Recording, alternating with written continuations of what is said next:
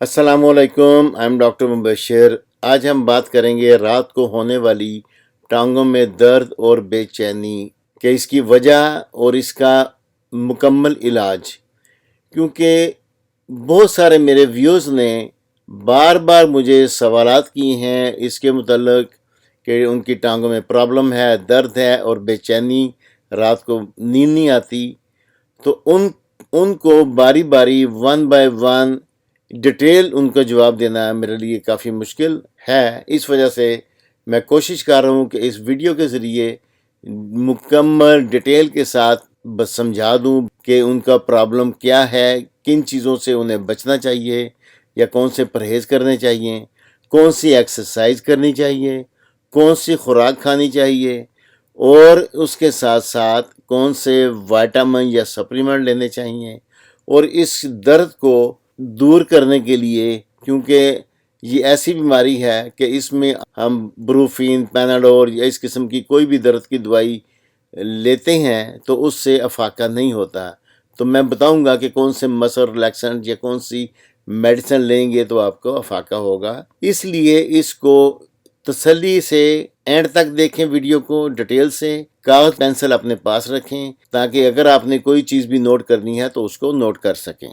तो अभी तक जिन लोगों ने मेरे चैनल को सब्सक्राइब नहीं किया उनसे गुजारिश है कि चैनल को सब्सक्राइब करें, बेल बटन को दबाएं ताकि जो ही मेरी अगली वीडियो आए तो आपको उसका नोटिफिकेशन पहुंच जाए। अब आते हैं इसकी आगे डिटेल पे कि ये रात को होने वाली टांगों में दर्द और बेचैनी किस किस्म की है और किसकी वजह क्या है।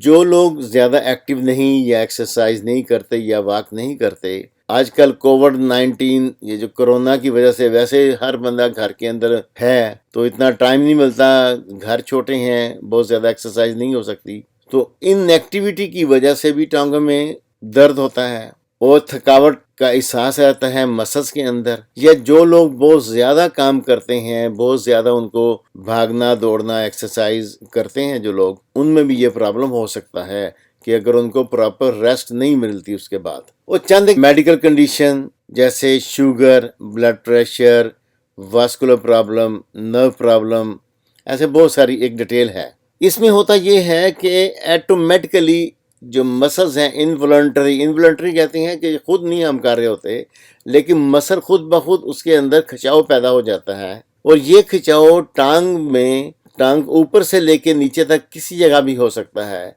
लेकिन जो इसकी मोस्ट कॉमन जो जगह है वो है इसकी पिंडली के मसल्स। इसके अलावा ऊपर थाई के जो फ्रंट थाई है उसके मसल्स भी हो सकते हैं या पाँव के मसल्स भी अफेक्ट हो सकते हैं। होता क्या है कि मसल बिल्कुल सख्त हो जाते हैं, इसकी वजह से एक डिस्कम्फर्ट या तंगी का एहसास होता है और उसके साथ साथ तकलीफ, दर्द होती है जो मॉडरेट से लेके सीवियर पेन हो सकती है और ऐसा लगता है जैसे टांगों को किसी ने जोर के साथ जकड़ा हुआ है।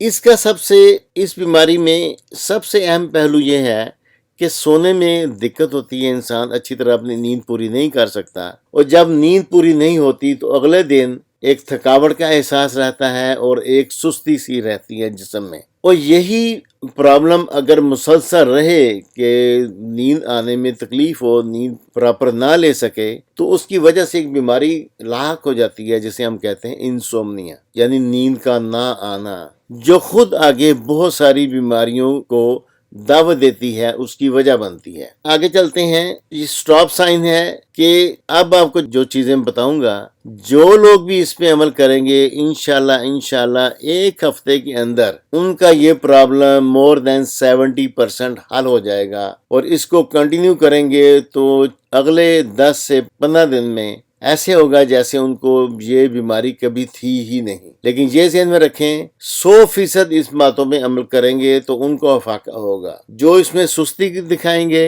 या प्रॉपर इस पे अमल नहीं करेंगे फिर उसको मुश्किल है, उसको इससे ज्यादा टाइम लग सकता है।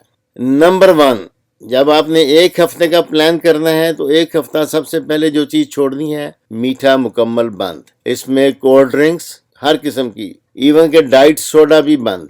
तमाम स्वीट्स एंड बेकर्स पे जितनी हलवे, गजरेले, मिठाइयाँ, बिस्कुट, केक, पेस्ट्री या पैकेज जितने भी चिप्स हैं, जो भी पैकेट के अंदर चीज़ें आती हैं, वो ऐसे ही फास्ट फूड, बर्गर, فرائز، جتنی بھی چیزیں فاسٹ فوڈ میں ہیں ان سب کو چھوڑنا ہوگا یہ عمل کرنے سے پہلے۔ اب اس کے بعد ہے کہ کھانے پینے میں جو آپ کا دل چاہے کھائیں۔ جس نے صبح ناشتہ کرنا ہے، ناشتے سے لے کے رات کھانے تک جو چیزیں کھانے والی ہیں اس میں یہ ہے کہ اگر افورڈ کرتے ہیں تو شوربے والا گوشت، سبزی گوشت کوئی بھی استعمال کر سکتے ہیں، اگر آپ کو جو بھی موافق آئے۔ اگر آپ چھوٹا بڑا چکن، جن کو بڑے گوشت سے الرجی ہے وہ نہ کھائیں، جس کو چکن سے تنگی ہے وہ نہ کھائے، لیکن کوئی بھی گوشت استعمال کر سکتے ہیں، مچھلی استعمال کر سکتے ہیں، سبزی کوئی بھی آپ استعمال کر سکتے ہیں۔ لیکن اس کے ساتھ ساتھ صبح و شام یا تو ایک بڑی پلیٹ سیلڈ کی استعمال کرتی ہیں اپنے کھانے کے ساتھ، دوپہر اور رات کو کر رہے ہیں، صبح و شام کر رہے ہیں، ساتھ کر لیں یا الگ سے کر لیں جیسے آپ کا دل چاہے۔ یا یہ بھی ہو سکتا ہے کہ کھانا کھانے سے پہلے آپ سیلڈ کھا لیں تاکہ آپ کو اس سے پیٹ بھر جائے، آپ کو بھوک کم لگے اور آپ کھانا کم کھائیں۔ سیلڈ کم از کم 5 یا 6 سبزیوں پہ مشتمل ہونا چاہیے۔ ایسے ہی جو سیلڈ نہیں کھا سکتے انہیں چاہیے ان 5-6 ویجیٹیبل کا سوپ بنا لیں۔ سوپ بنانے کے لیے اس بات کا خیال رکھیں کہ ہلکی آنچ پہ سبزیوں کو پکائیں۔ اگر آگ تیز ہوگی تو اس سے اس کے وائٹامنز اور منرلز ہیں ڈسٹرائے ہو جائیں گے، تو جو ہم اس سے فائدہ لینا چاہتے ہیں وہ خاطر خواہ ہم اس سے فائدہ نہیں اٹھا سکیں گے۔ ان 5 ویجیٹیبلز جس کا سیلڈ یا سوپ بنائیں گے، اس میں پالک، میتھی، کدو جس کو گھیا کدو کہتے ہیں، چقندر ہے، چقندر کے پتے، پیاز، ٹماٹر، کھیرا، شکرکندی، ادرک، لہسن، شملہ مرچ، بند گوبھی، سبز مرچ، دھنیا، پودینہ، پیٹھا کدو، مٹر۔ یہ لمبی لسٹ اس لیے بتائی ہے تاکہ جو سبزی پسند کریں ان میں سے کوئی 5 سلیکٹ کر لیں۔ اگر جو ان کو سوپ کی شکل میں نہیں استعمال کرنا چاہتے وہ سیلڈ کی شکل میں کر لیں۔ جو سوپ اور سیلڈ دونوں شکل میں استعمال نہیں کرنا چاہتے تو وہ ان کو پکا کر کھا لیں۔ پکانے میں بھی ہلکی آنچ استعمال کریں گے، بہت تیز آنچ پہ اس کو نہیں پکائیں گے۔